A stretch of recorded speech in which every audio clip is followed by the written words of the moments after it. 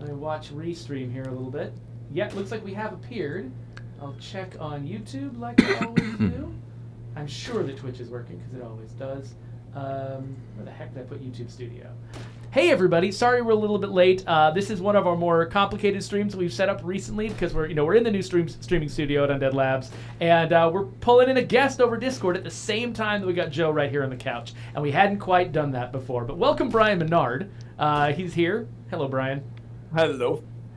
So Brian is, of course, one of our favorite YouTubers. He streams State of Decay and a bunch of other stuff, and he's really entertaining to watch. So much better at watching the chat than I've ever been. So he's a really great watch. So I hope that any of you out there who don't already know him, though he's got a bigger audience than us, and so I'm pretty sure that all of you already know who he is. But if you don't know who he is, go check him out because he's great. It's just Brian Menard on YouTube. But anyway, yeah. So we brought him to sort of class up the place. We're also going to be talking about Veterans Day is coming up. We'll be talking about that. We're going to be going after bounties from the Go Bag Pack, all kinds of stuff to do. And I'm going to be actually avoiding being on camera as much as I can because I am about to collapse because I got no sleep for the past 2 weeks. So just different reason every night, but I'm having one of those bad luck weeks. So hopefully I don't doze off on the stream.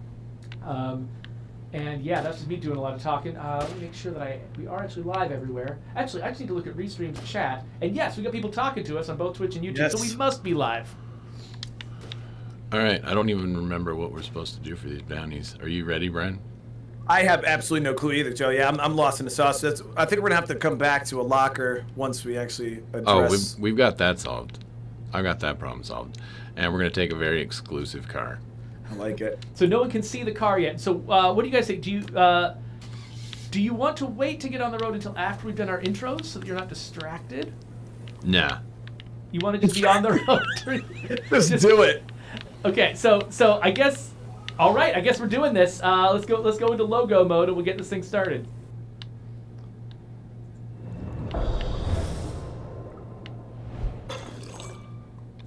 Hello, survivors. Welcome to the State of Decay 2 stream. I'm your host, Jeffrey Card. We've got kind of a fun stream planned for you today. Veterans Day is coming up this week in the United States, and so we've got some stuff to talk about there. Joe really wanted to have a veteran on the stream as our guest, and you know who we found? We found Brian Menard, who is one of our favorite State of Decay 2 streamers, and also just one of our favorite people. He's much more than a State of Decay 2 streamer. He streams a bunch of stuff. You'll get to know him in a second. And then we're going to be going after the Go Bag Pack, which is the latest bounty pack that's just been re-released this month. So we've got a lot to do, and hopefully, if everything goes well, this is the last you'll see of me, because I'm going to pass this off to Joe Swarner. All right, hi everybody. I'm Joe Swarner. I'm your driver and host, so I should probably find a place to, sort of stop for a second. But Joe's playing the game right now. You can't see it. We're going to see his gameplay in a minute. But yeah, as Jeffrey mentioned, I wanted to do something a little bit special. Since I've been here and I've been on the stream, we've been highlighting veterans on Veterans Day, and I'd like to keep doing that. Veterans have a special place in my heart, partially because my father spent 33 years in the Army, a year and a half in the Navy when he first started out, and so I've got nothing but respect for people who have been in the military, who have served for a lot of different reasons, but that's a big one for me. And so to all the veterans out there in our community, thank you so much. I hope you have a great week. I hope you really have a great Veterans Day and that you get everything that you deserve. But without further ado, here to be our guest and also to maybe talk a little bit about his service is Mr. Brian Menard. Brian? Hey, thank you, Joe. Again, I appreciate that, man. It means a lot to me, and I know in my community alone, there's so many veterans. Every time I stream, I have hundreds and hundreds of people that come in that serve. So we all appreciate that too, man. It means a lot. But I want to thank you guys for having me over here. Like I told you guys before the stream started, this has always been a dream of mine.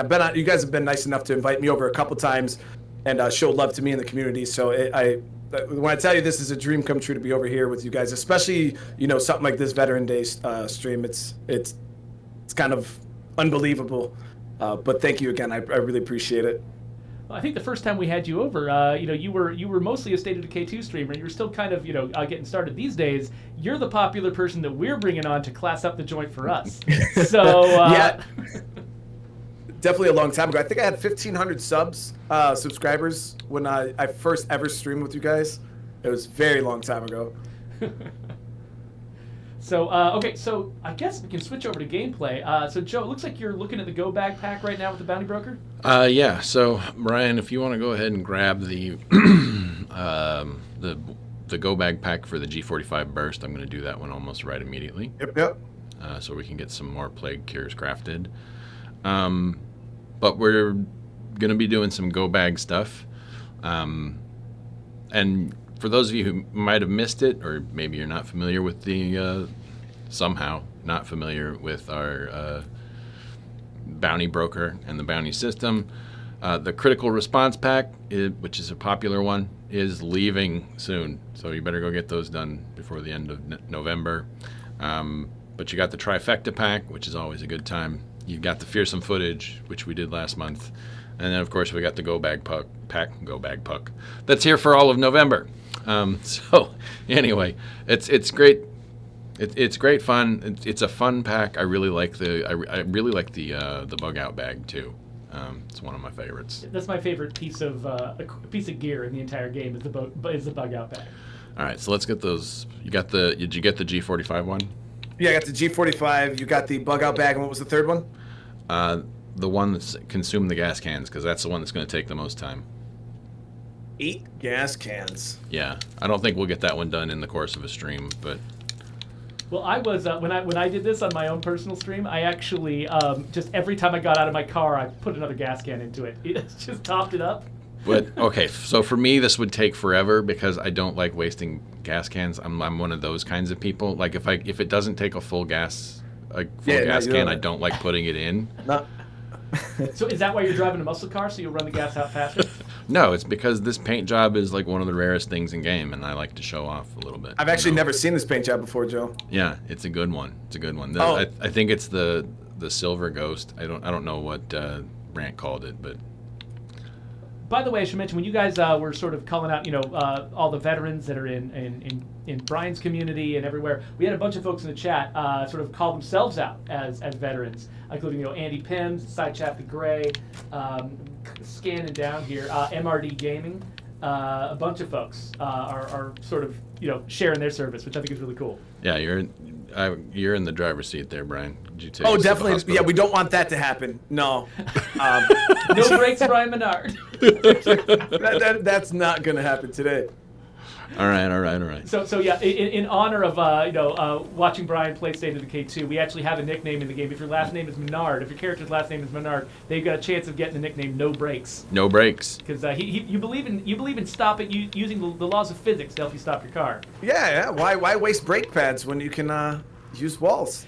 It is kind of an interesting artifact of the way we tuned this game because we really wanted hitting zombies to be the thing you thought carefully about. So hitting zombies destroys your car really rapidly.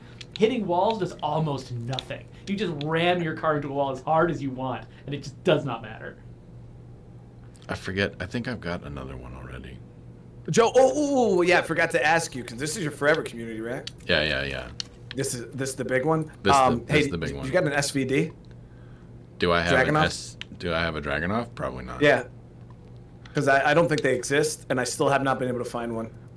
It took me forever to find an FAL, but we're not in Trumbull Valley, which I think is where both of those guns I think are exclusive to Trumbull Valley, and since both of us I know play lethal quite frequently, that means it's going to be even more difficult to find. By the way, Joe, I admire your discipline with keep storing all of your guns unloaded. Like your adherence to gun safety is really admirable. It's more about it's really easy if I left them loaded, it would be really hard to find the ones that get randomly found by my community and shoved in my locker. So what it does for me is it actually allows me to find those ones and break them down faster. You just got to find the one that isn't a 0. See, I do it to keep track of my ammo because it's hard to tell like how much of what caliber I have if it's just spread around a bunch of guns. Yeah. So I can, if I know all my guns are empty and I'm like, how much 9mm do I have? I can just go and I see, okay, I got 300 9mm instead of having to go, well, I got this gun that has 10, I have this gun that has 15, I have this gun that has 3. I just can see my full count and have a good idea of what caliber I need. Oh, the other thing is this vehicle is for zombie killing. Not that I knew that we were going to be doing that, but here I am driving around and avoiding hitting the zombies like a dope. All right, here we go. By the way, Brian has definitely got at least one fan in the chat. Somebody's really excited about the Brian Menard. Their name is Crystal Menard. Yeah, I don't know why she'd be a fan. Yeah, she. I'm surprised she even came. Yeah. No, she's my rock. She's the reason why I'm here. All right, so we have to kill 3 plague hearts. I don't think I have any that are awake. So we could pretty much go and kill them willy-nilly. Which ones do you want to kill, Brian? Hey, it doesn't matter. Whatever one's yeah, there's one right up here down the road. As long as we eventually see you guys fight those hostiles. Which hostiles? There's some hostiles on the map. Were they? Yeah, right around the corner. Trying very hard not to pay attention to them. I like that live and let live attitude. Not getting into a fight you don't have to. Well, it's more that I know that the mission system will eventually kill them. So, all right, we have to kill this with melee weapons. Which So lethal is actually the best way to do it anyway. well, it depends on which one depends on which melee weapons. I currently have an axe. Yeah, So I have a really crappy one too. So Yeah, so I'm kind of dependent on Brian here to, I'm gonna try to keep him safe while he whacks the crap out of that. Oh, he's got a blade as well. Yeah, I might as well get in there. yours actually has more impact on it. The high angle rescue hatchet, which is from the critical response pack that is going to be out of circulation come December. Well, I'm seeing some great teamwork here, by the way. Like one of you wailing on the heart while the other one is just high angle rescue hatcheting all the zombies. did you just 50 cal that thing to the face? No, but I think something might have changed about burst fire. Yeah, you one shot it. How did you do that? What gun is that? It's the one from it's the M4 from the critical response pack. So the SWAT M4 or whatever it is. You just discovered the meta. Yeah. I wonder if somebody finally fixed it. Either that or you had already taken out 2 of them. I didn't even hit it. You didn't? No, that was all you. Well then, we've found bugs before on stream. That's not a bug. That's a feature. Uh-oh. Whoa, who's Don't kill it. Don't kill it. Oh, the fire shouldn't. It frequently does. There we go. There we go. Killing the plague heart has wakened another. Oh man, if only we had a reason to go out and kill more plague hearts. Oh wait, we do. I need to do some OBS surgery here real quick because I accidentally set it up so that when I look at Brian's gameplay, there's no audio, and that's not good. Okay, I think we're all right now. So, I had mentioned that my father spent a long time in service, and then you and I had been talking before the stream. You said you spent 13 years in the service, some of that Army, some of that Marines. Yeah. Yeah, I could give you guys a quick breakdown. My community knows pretty intently of my military service, but I've never really, I don't think we've ever spoke about it, me and anybody on the team. Yeah, I served for 13 years. I joined back in 2006 during the surge, and I joined the Marine Corps right off the bat, and it was a dream of mine. I did ROTC and stuff like that as a kid, so the military was like a huge deal for me, and I ended up going and joining the Marines back in 2006, and I did my first deployment to Iraq in 2008 as an infantryman, and then I came back for a few months.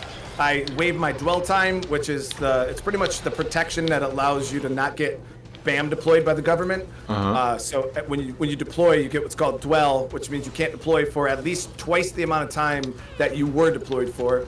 And I wanted to deploy, so I waived mine, and I went to Afghanistan and I finished out the rest of my time in the Marines, and then I got out for about 8 months.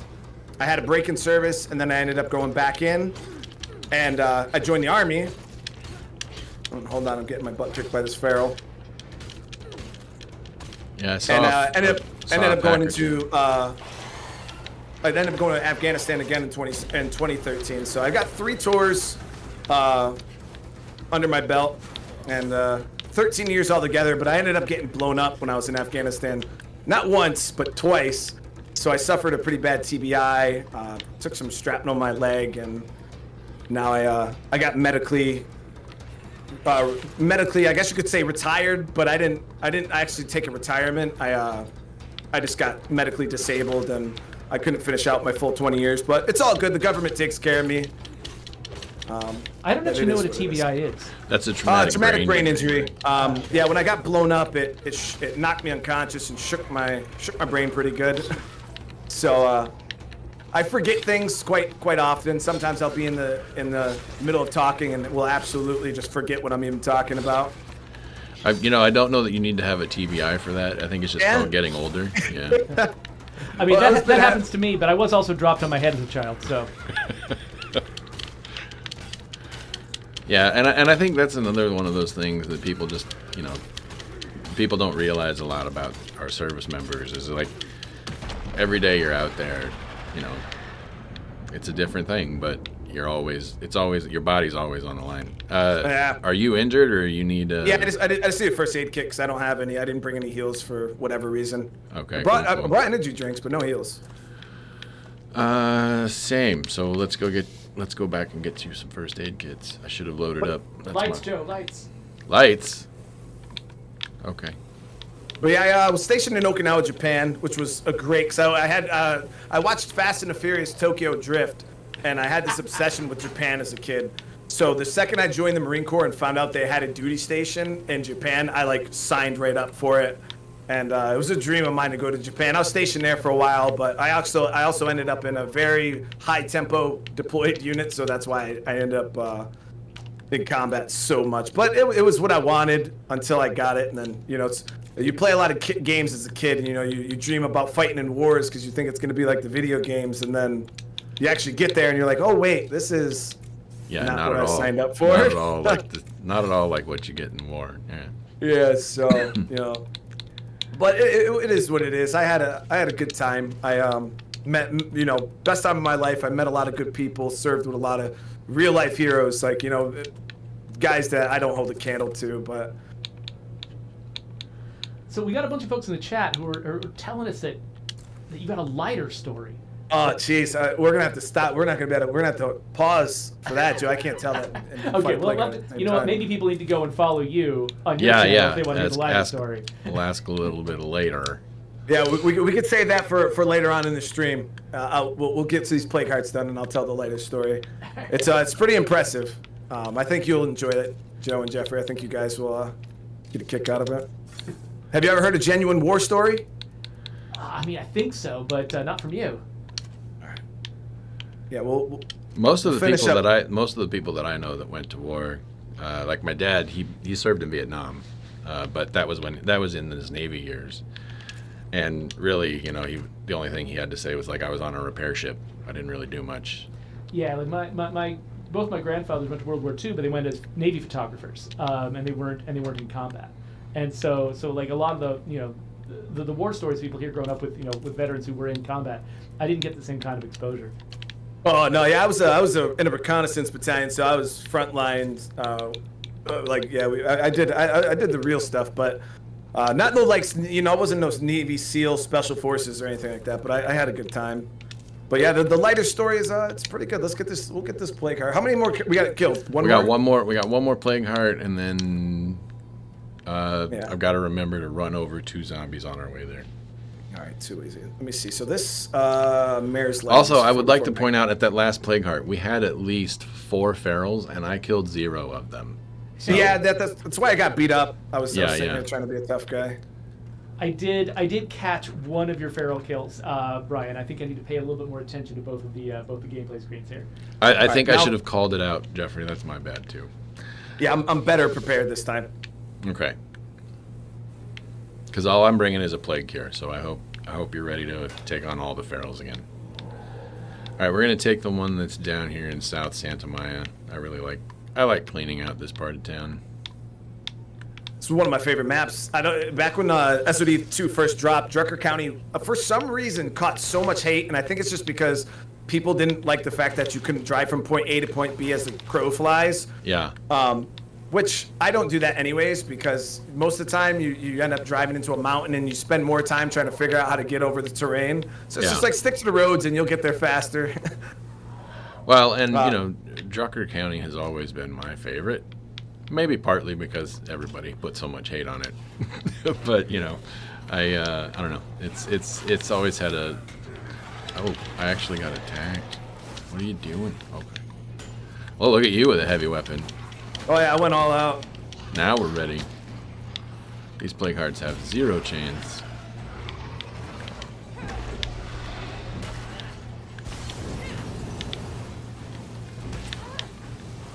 Whee!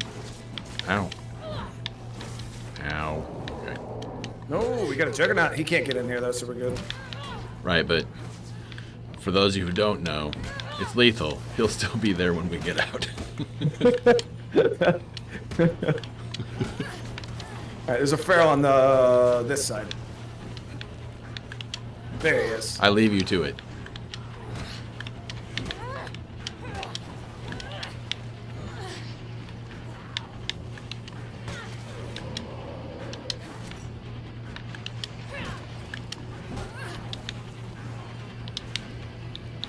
All right. Where did my pills go? There they go. That guy did not want to die. Well, that's the other great thing about that car is just bring a feral to it, and the car will kill the feral for you. Yeah, on my own stream last week, I was being chased by a pack of ferals. And I climbed up on an impaler, and they just Loader. all 3 Yeah. suicided at once.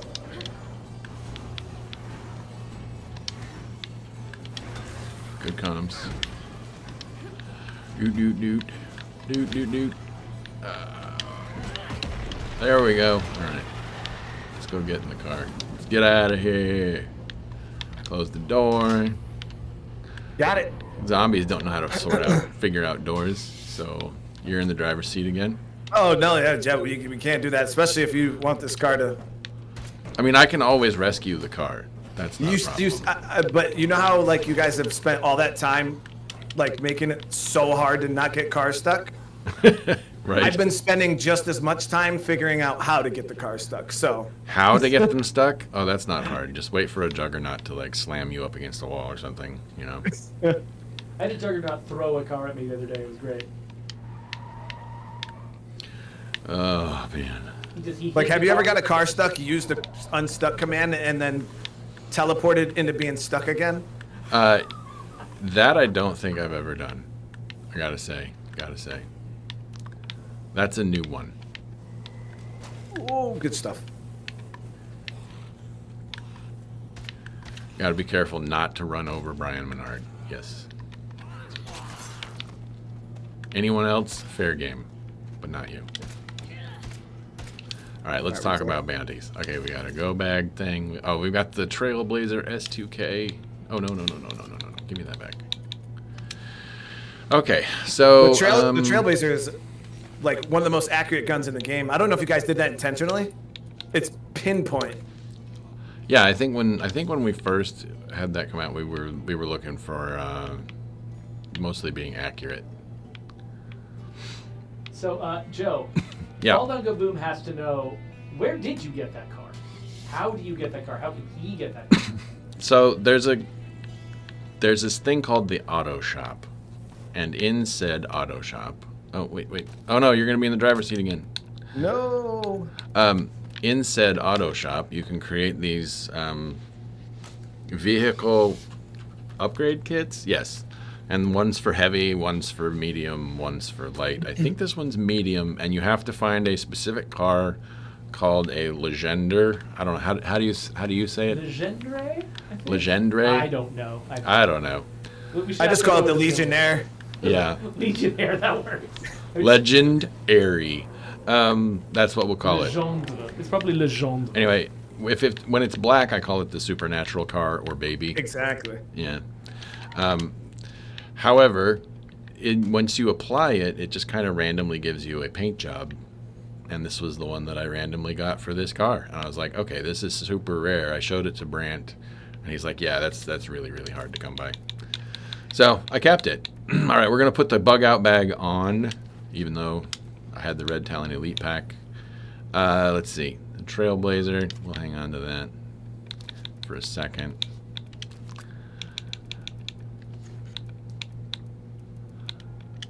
Yes, I know. I need you to lay down.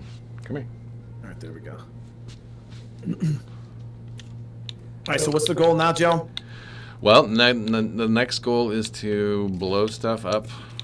175 zombies with explosives. Yeah, we're gonna need a few dozen grenades. I think I have this grenade launcher that it's been burning a hole in my pocket. Oh, really? Yes. Yeah, the BML 40. Oh. I've never had a reason to use it. Oh, well then here. Why don't we just both go big or go home, right? Well, actually, there's a problem with that, Joe. What's that? I don't got any grenades. You don't have any grenades? I don't have any ammo for it. Oh, well, let me solve that problem for you. You got any 40 millimeter? Do I have any 40 millimeter? Here. Oh, jeez. Have some. By the way, La Collision says that his reason why he loves the Trailblazer is because he likes to travel light, and the Trailblazer is the lightest gun of its class. It is very light. We got some crossbow stuff. Did I pick that one up? I don't know. I don't think so. But now I have to go through my god-awful collection. This is my collector community as well. So like I have so many weapons.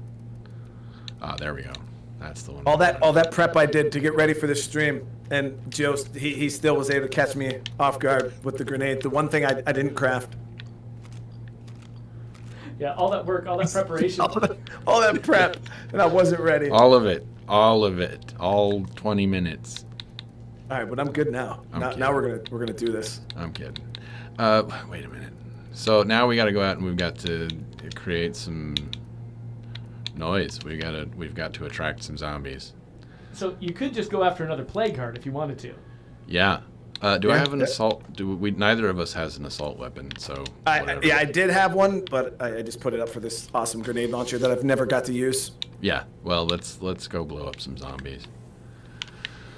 So this is the one when I tried to do this bounty pack as a challenge on my own stream. This is the one that I did not get, and I'm really interested in seeing how you guys sort of maximize the output of your explosives to try to get 175 kills, because that is a lot. Oh, you just gotta dodge spam, Jeffrey. Get them hoarded up, dodge spam. Get them bunched up tight, and then start blasting them. Here's plan one, or at least. Why don't you go up that ladder over there, Brian? Okay. I'm gonna try to bring them into the center here in the town square. Teamwork makes the dream work. Yeah. Oh, there's a special weapons crate up here for me. Yeah. Oh wow, and it actually had a Kodiak XL in it, and two 40 millimeter grenades. There you go. See, it had some magic ammo for you. All right, am I attracting enough zombies? Are we killing them yet? Yeah. Oh yes. I think the difficult part with this one is killing them with the explosives, because like explosives tend to like knock off their legs and stuff, but they don't really like kill the head, which is what you have to do. You know? Oh no. Oh, I missed it. I don't know how I missed it. Yeah, this is quite satisfying actually. I've played this. I got about 6,000 hours in this game, and this is how it should be played. Right? Get together with some friends, bring some zombies to the center of the road. You know, fun stuff. I'm gonna fall off this roof. All right, I'm coming to get you. 'Cause I think we've pretty much farmed out this spot.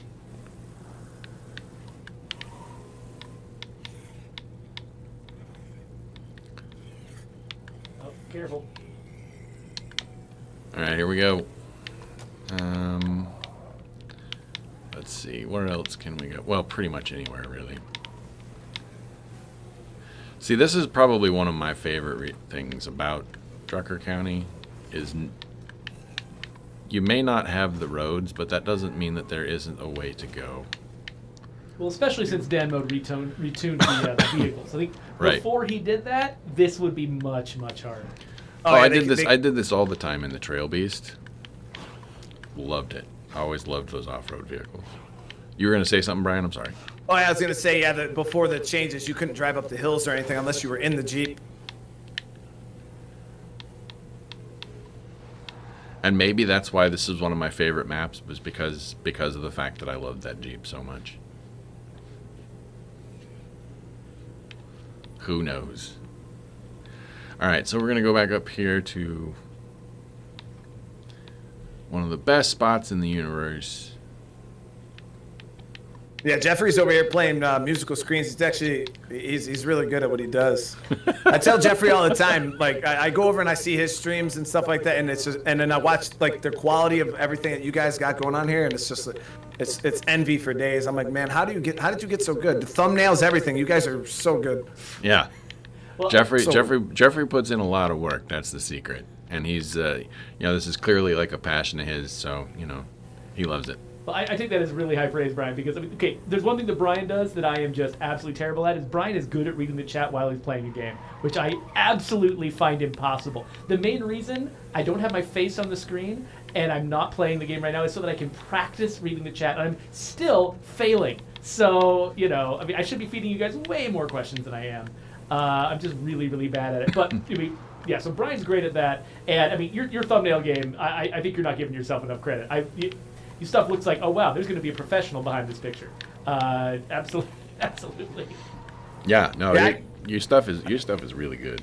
I got to get better with the text. Like putting text on thumbnails is one of the hardest things without it looking, because it's real easy for it to look kind of childish and like you did it in Paint. Oh yeah, it is. It is really easy. If you look at some of my older thumbnails back when I was brand new at it, they are absolute garbage, typographic nonsense. By the way, yeah, that's. Oh yeah, go ahead. I was just gonna say, throwing your URL up on the screen. If anybody doesn't know about your channel and wants to come and check it out, this is where you go. It's youtube.com/Brian Menard. Anyway, Brian. Oh no, I was gonna say I used to. That was one of my things. Is for some reason when I first started doing YouTube, I thought I had to put all the information that I was doing on the thumbnail. Like it was just a paragraph of words and description of what all on the thumbnail. And I don't know. I just thought that's what I needed to do. And I look back at those and I'm like, oh my God, what was I doing? This is terrible. You hadn't figured out clickbait yet, Yeah. Right? Yeah. Now sometimes I'll intentionally put text on a thumbnail that isn't even true. And it's like the first word of the description is, that's a lie. Right. But the point is to get people's attention, to catch their eye, right? Yeah, it's exactly. I feel like with State of Decay, you should just be like, the developers just don't want you to know this one weird trick. Click here to find out more. Yeah. I think I need to See, but you gotta be careful with clickbait, because there's like socially acceptable clickbait which people won't get mad at you for. Right. But then if you like you see a lot of it, especially you guys probably see it all the time with like things like State of K3. I can't even tell you how much clickbait there is for that, and I don't mess with it because it's just people get upset. You know what I mean, when they click on it and then there's no information and it's just you trying to farm views and clicks and stuff like that. Yeah. And that's where people will get really upset, and then they'll have no faith in your uploads that might actually be true, because you've just spammed them with clickbait for years, you know, and then when the information does start dropping, people don't want to hear it because, like, dude, you've been feeding me clickbait for like 2 years. Like, I don't want to hear this. Yeah, when I talk about having lies in my clickbait, all I'm talking about is things like is Yep. I don't know, did something terrible happen? Did I lose this character? And the answer is no, I did Yep. not lose that character.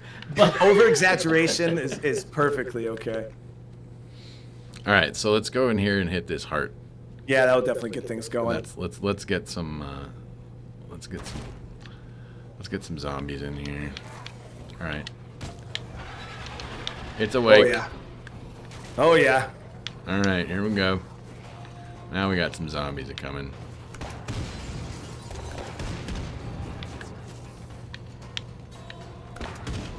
Forgot she had Powerhouse this whole time.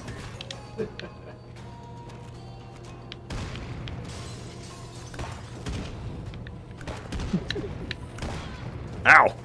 Don't shoot yourself. Rule number 1 in grenade school, right?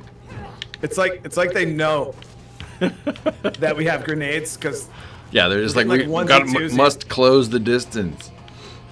It's like when you're trying to do that, you know, the mission with the red Talon person, and you know that they're that it's the one that has the gas launcher. ooh, oh, All right, I am officially out of those. I need to hit a. Oh, there's a feral. yeah, I'm slowing them down so I can shoot them with this gun. John Von Zombie suggests that we're not even making a State of Decay 3. We're just we're going straight to State of Decay 4. We're following the coffee stain model of going from Goat Simulator 1 to Goat Simulator 3. It works.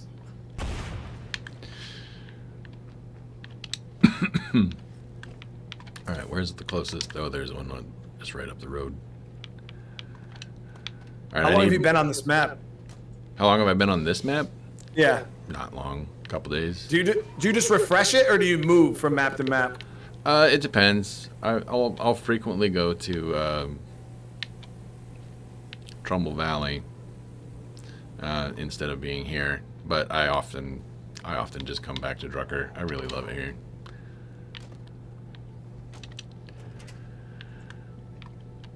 All right, let's get more grenades. Do you need more grenades? Let me see here. Yeah, I actually might. All right, so I'm in a comfort zone, and I think it's time. Now, Jeffrey, Joe, there's one stipulation to this story. All right, Okay. and it's you guys can't laugh.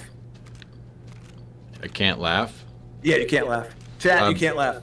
Okay, Okay, I'm not okay. not a guarantee. All right. I'll do what I can. Because we can see your face, Joe, and I'll watch this. I'll watch this back, and I'm gonna look for that little crack of a smile. I'm already Serious- laughing. You're already sabotaging me. This is like yawning in front of Like me. I'm already laughing, and you haven't even started the story, man. Like No, listen. It's because it's the real deal, all right? Like, you'll understand, all right? So, we'll start the story like this. I was deployed in Iraq, 2008, midsummer. I was about halfway through my deployment, and 18-year-old Brian Menard, Marine Corps Infantry, good time.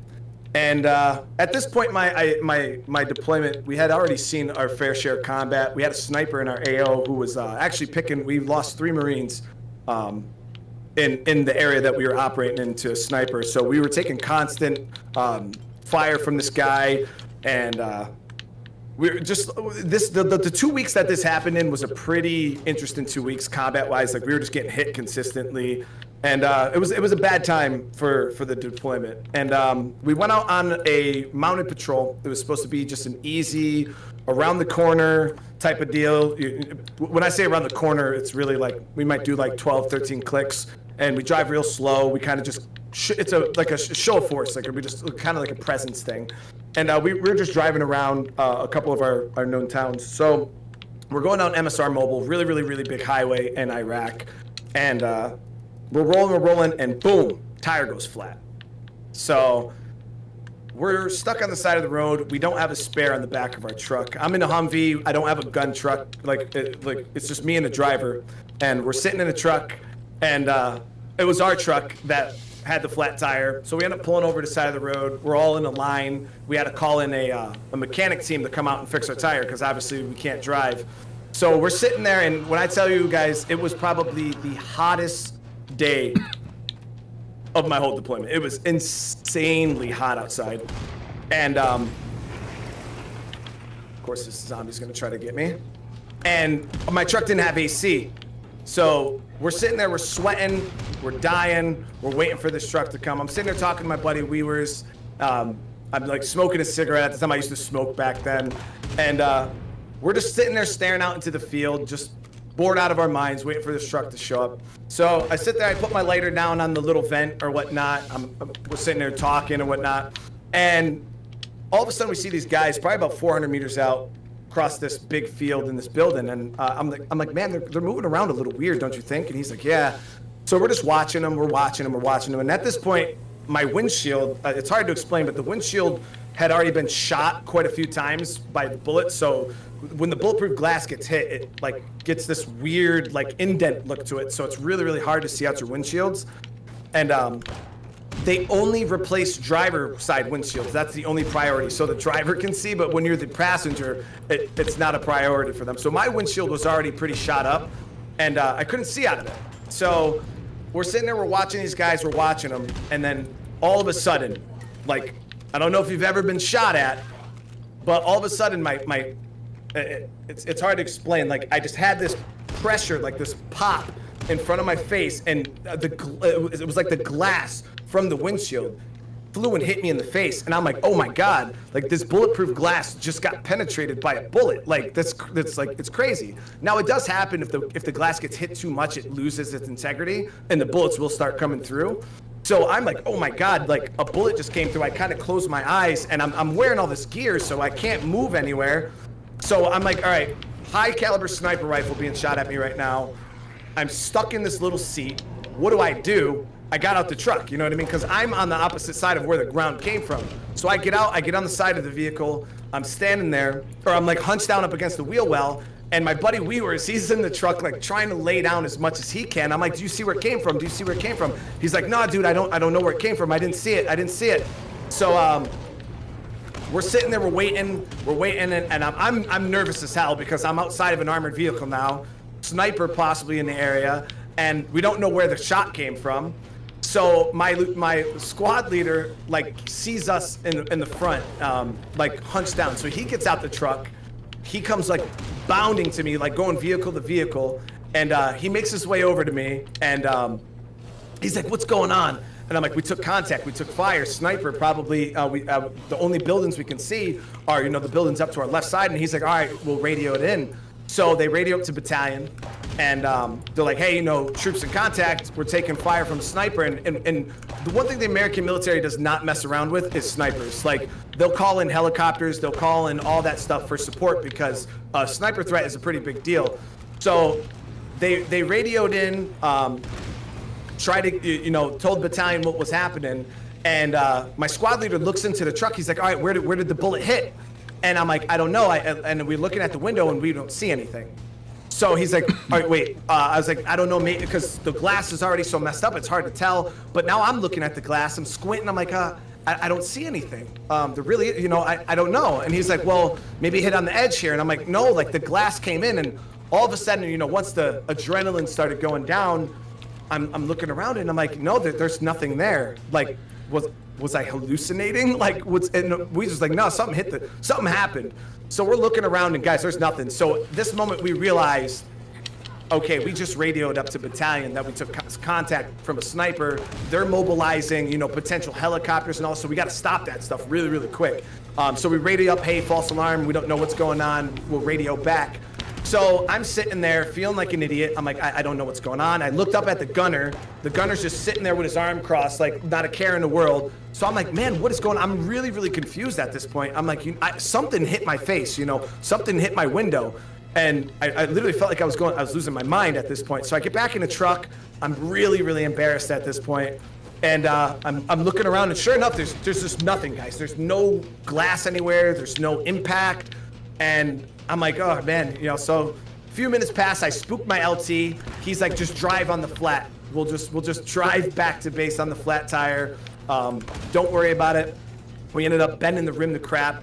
But as we're driving back, I'm like, I felt like such an idiot. I'm looking around. I'm like, I'm gonna smoke a cigarette. So I go, I put the cigarette in my mouth. I'm like, where's my lighter? I'm checking my armor. I'm checking my pockets. I'm like, where the hell's my lighter? It's nowhere to be found. What ended up happening was, it was so hot out that day, I had put it up on the vent, and the bulletproof glass acts as like a magnifying glass. So when I put the lighter up on the vent, it heated up and it popped in my face. And now it was an enclosed vehicle, so there's a lot of pressure, like, you can't really hear. It magnifies the sound, so when it popped, it popped. And yeah, I got hit in the face with the plastic from the lighter. And yeah, I ended up calling in in a legit combat situation. We called in a sniper because my lighter popped in my face.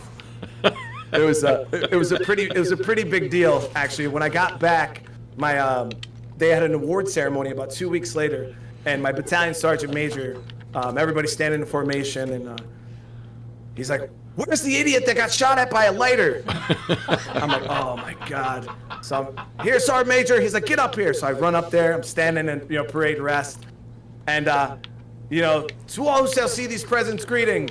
No, and they literally did a full-blown award ceremony, and they gave me a ribbon, a legitimate ribbon with a Bic lighter glued to it. And that's the best. They made me wear it on my armor. I wish I kept it. I ended up losing it before I even came back. But yeah, I got. Now, why are we not allowed to laugh at that again? Is it because the sergeant major hears it every time and he's like, "I didn't mean that as a joke"? No, yeah, I mean, it was quite an embarrassing thing. You know what I mean? Yeah, yeah. I a lot of the guys I served with still to this day, they're like, oh man, you remember when your lighter blew up in your face and you thought you got shot at by a sniper? And I'm like, oh guys, we're gonna bring this up again? Like, it's probably one of the most embarrassing things that ever happened to me. But well, you never get teased for the things that you want that make you look good, Like, oh no, never. Yeah, yeah. So but at least you've got a lighter story. That's pretty funny. It's pretty bad. I got a lot of vets in my community. They'll still bring it up, but yeah, it's just one of those things. But I think it's okay because I've been shot at by real snipers plenty of times. Right. So the one time I got it wrong, I got it right more times than I didn't. So. Yeah, and hey, wounded pride, way better than the other kinds of wounds. Right. Yeah, exactly. Yeah. I'd rather get shot at by a lighter than a sniper any day. So. But Airy Twitch says, "Never smoke cigarettes, kids." Yeah, never. This is why you should never smoke. Yeah. The confirmed shot. Shot by a lighter. Shot at by a lighter. Could you imagine that being one of the stories that one of your followers tell you when they're following you around? They tell you little silly stories. Oh yeah, no, it's got to be now. Yeah, we should have. See if I'd known that, like, we could have had that. We should have had that. Yeah. I gotta clip that into its own video, send it to our narrative director, see where it goes. Yeah, yeah. And we'll call the trait that triggers it has a lighter story. Has a lighter story. Or always looks on the lighter side of life. Oh, jeez, there it is. Oh.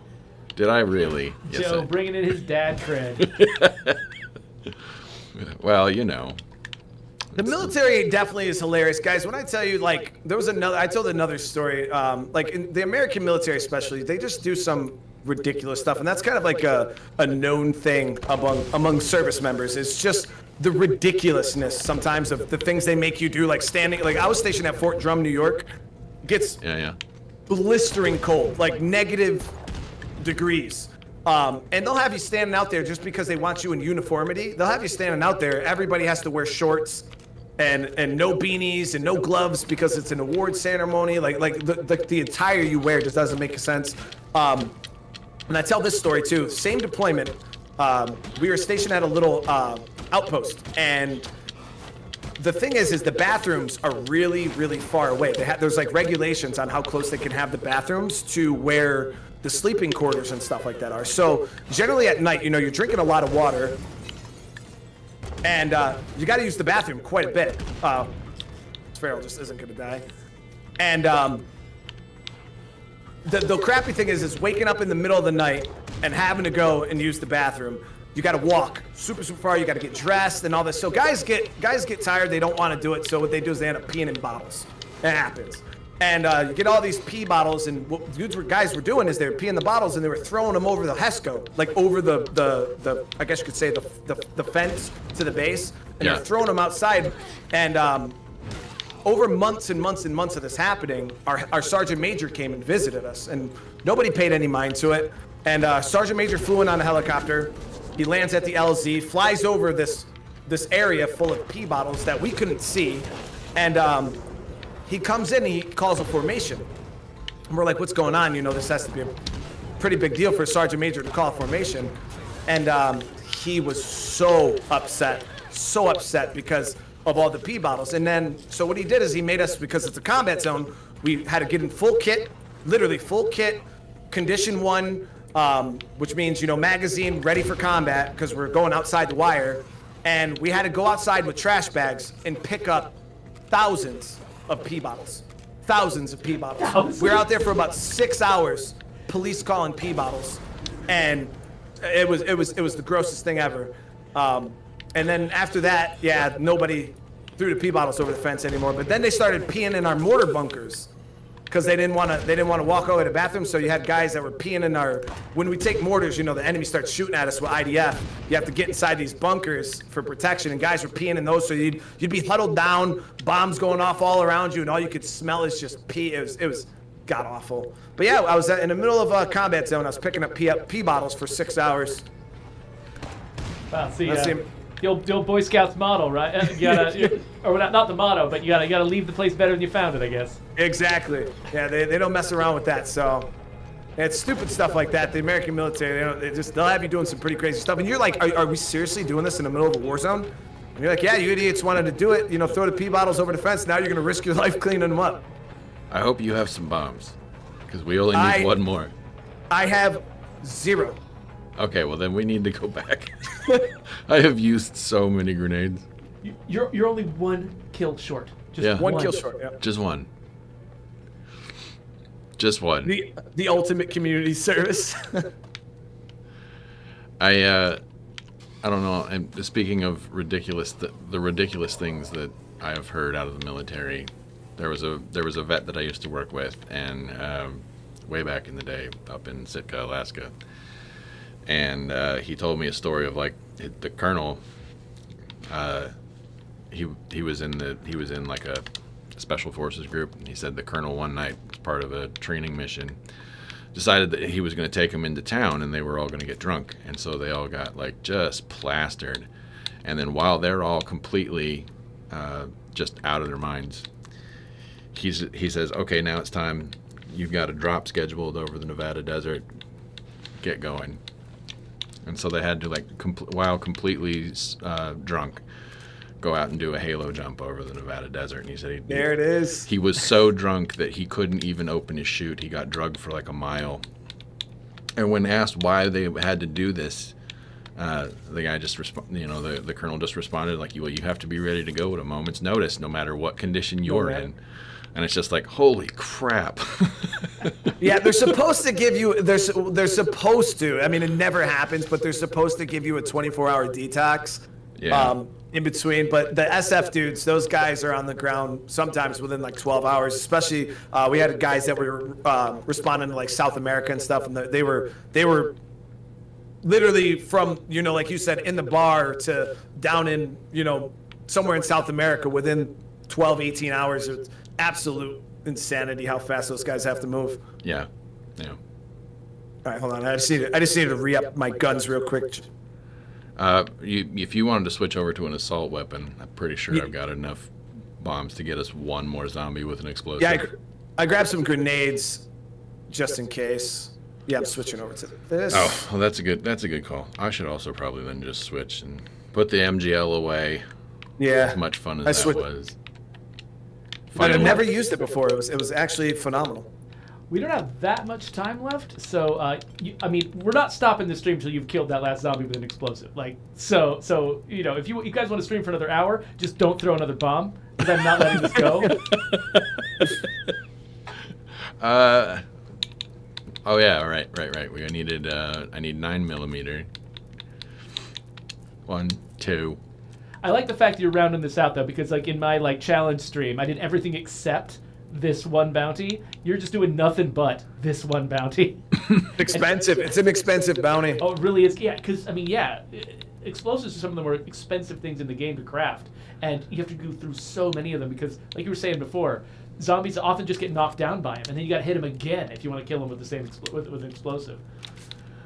Ferals is actually the one where you got to kill ferals with explosives is actually the toughest one because they just do not want to die. No, you gotta plague ferals especially. You gotta just pop you gotta break the armor off their head and then still hit them with a bunch of explosives for them to die. Also, I'm sorry. I also have to apologize. I usually take a little more time and prepare so that we aren't streaming just like we did all the way through a night cycle. So, sorry about that. I make that mistake all the time. I'll be, oh yeah, it's daytime, it'll be lovely, but it's actually like 6 o'clock, and the sun's about to go down, and then we just spend the entire stream in the night. Yeah. All right. So, I grabbed some grenades as well.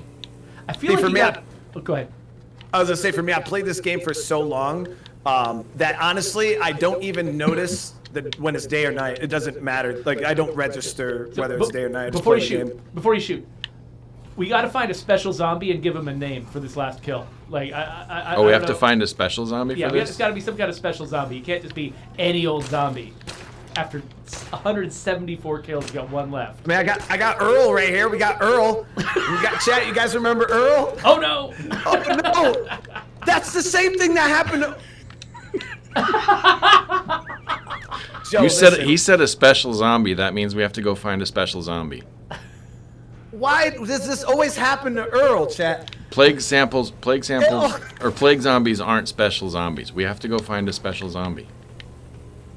Earl with the dirty feet. No, what happened was, the reason why that's so funny that Joe literally splashed that zombie's brains the second I said that was I found a screamer that I named Earl, and I brought it into my base, and I was like, chat, look, we got Earl! And I brought him into the base, and one of my survivors in the base shot it in the face as I was carrying it. Like, the second I named it, she shot it, and that's exactly what Joe just did. Like, rest in peace, Earl.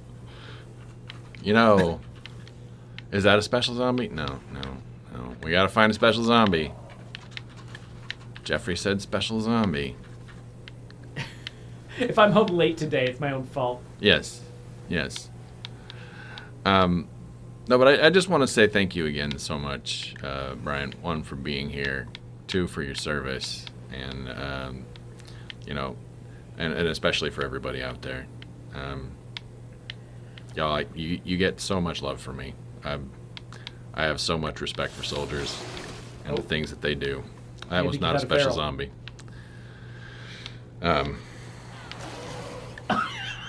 Well, so much for that.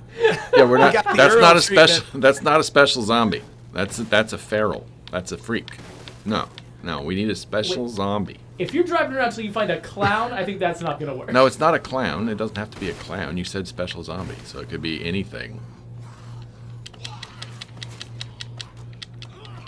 But these are all normal zombies.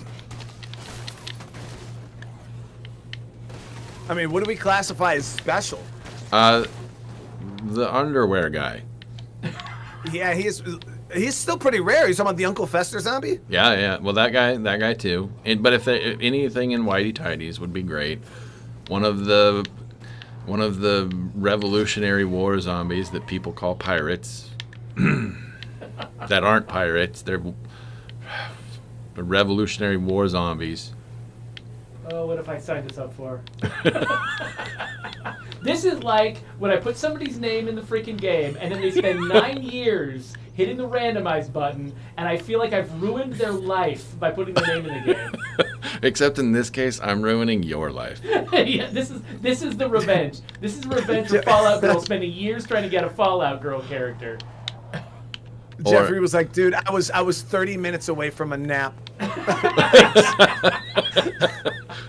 Yeah, he gets to go. He gets to go make all those thumbnails now. Like, I don't know. Yeah, oh man, like, I'm not sleeping tonight. I'm up all late. I'm gonna be up late making thumbnails. Like I gotta get Midjourney to draw me a picture of a pee bottle and and a lighter exploding, and yeah.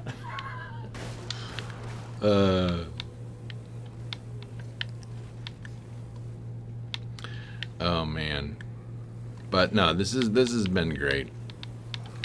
No, I appreciate it. Like I said, it's such an honor, you know, to be invited over to these streams. So like, when I tell you guys, when I first started YouTube, you know, my dream was to, you know, become one of the biggest State of Decay players on you know, on the internet, and I wanted to stream with the devs, and you know, I wanted to have a gun in the game name. You know, like that was like my goal. You know, that was like peak success, and you know, to be sitting here, you know, talking with you guys is almost like, you know, as peers, even though I still like fanboy over you guys, but it's just surreal, you know what I mean? It's something that I never ever expected to actually happen. It was kind of just one of those pipe dreams, you know, to actually be here. It's amazing. And you know, I think my community, and I thank you guys for, you know, recognizing me and my community, and you know, giving me this chance to be here, and my community giving me the, you know, supporting me and allowing me to be here. It's, you know, dreams come true, you know. It's kind of crazy, as cheesy as that sounds. Well, hey, you know, every dev aspires to have people in their community like We found you. it. So you gotta. Okay. Oh man. We got him. Okay, hold him. Here comes the bomb. I'm gonna. I took that one for the team. There Okay. you go. Okay, we've done it. We're over time. We gotta. I mean, you guys can keep driving, but we gotta say our goodbyes. Joe, Brian, thank you so much for providing this hour of entertainment to everybody. Really appreciate it. Yeah, it's like I said, it's really humbling to know that, you know, when we're so happy to see as many people as watch your stream, you know, when we see all of you coming together. And you engaging with your community, like it's a humbling experience for us, and we're just so glad to have you, Brian, and your community, and everybody else out there. Thank you again. I hope you all have a safe Veterans Day observed, and also a safe Veterans Day. And I'm glad you all came home safe. No, I appreciate it, brother. All right. Well, with that, we're going to get out of here. November 20th is our next stream, so come and join us then. We'll see what we can do. Don't have official plans to announce for it yet, but we'll do our best to have some fun guests, have a good time, and we'll see you later. After some time passes. Oh yeah, this is the Awkward sign off. But yeah, I don't know. How do we make it more awkward than just, you know, what we normally do?